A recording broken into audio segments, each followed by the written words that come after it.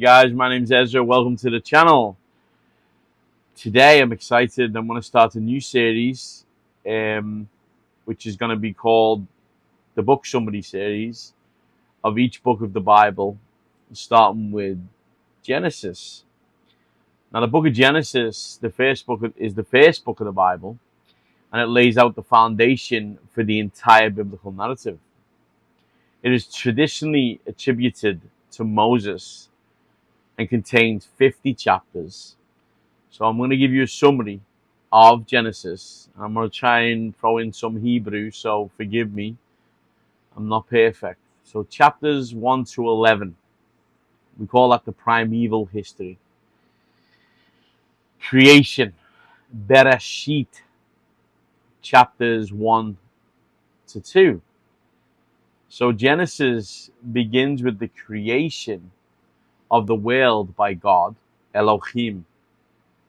The first chapter details the 6 days of creation and the seventh day of rest.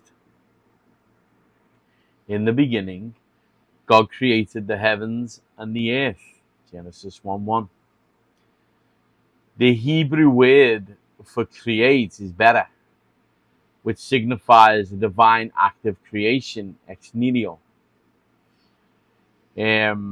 Chapter 2 focuses on the creation of humans, Adam and Eve. And in the Garden of Eden, it focuses on the Garden of Eden as well, the fall, Hanafila, and Adam and Eve's disobedience by eating from the tree of the knowledge of good and evil, which is, I'm trying to, Etz Datovara, lead to the expulsion from Eden, introducing sin and death into the world. Then we go into Cain and Abel, chapter 4, the story of the first murderer, where Cain kills his brother Abel out of jealousy. So let's go through the genealogies of that and the spread of humanity, which is in chapter 5 to 11. The genealogy from Adam to Noah, I've just done a video on that, is given, emphasizing the long lifespans of early humans. The flood, Hamabul, chapters 6 to 9, due to human wickedness. God decides to flood the earth but spares Noah and his family, commanding him to build an ark. Teva is an ark, Teva. After the flood, God establishes a covenant with Noah, symbolized by the rainbow, Keshit. Rainbow is Keshit. Now, then we move forward a bit and we go into the Tower of Babel, Meridal Bavel, which is chapter 11. Humanity's attempt to build a tower to reach the heavens leads God to confuse their language, scattering them across the earth.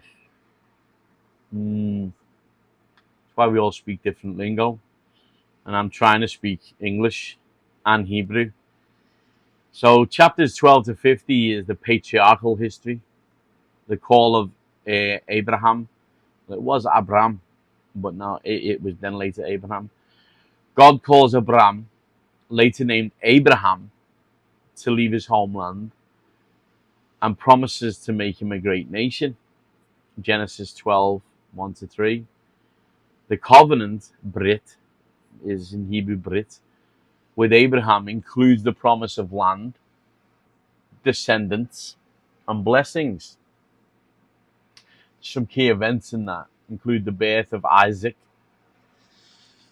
the binding of Isaac, Achadah, the destruction of Sodom and Gomorrah, Isaac and Jacob,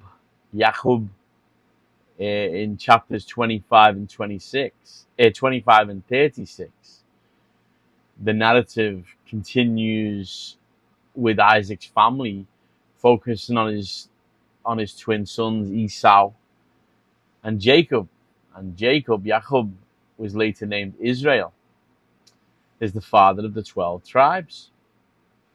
And there's a lot of stories within that, including Jacob's dream of the ladder, the Sulham, at Bethel, his marriages to Leah and Rachel, and he also wrestled with God. Now, Joseph and the move to Egypt is in chapters 37 and 50. The final section tells the story of Joseph, Jacob's favored son, who's sold into slavery by his jealous brothers, but rises to power in Egypt, which is Mitzrayim is Egypt. His ability to interpret dreams saves Egypt from famine, and he reconciles with his family who moved to Egypt. So Genesis concludes with Jacob's blessing on his sons. Jacob's blessings on his sons and his death, followed by Joseph's death, setting the stage for the events of Exodus. So Genesis is rich with themes of creation, fall, redemption, and covenant. The Hebrew language most certainly deepens the understanding of these stories, revealing the profound theological and cultural significance of the text. I might do a study on the parallels in Hebrew, how the language is, the way the language works. It's beautiful. It's a beautiful language, and it paints a picture, a much better picture. Anyway, guys, that's a summary of the book of Genesis. I love you guys, and God bless.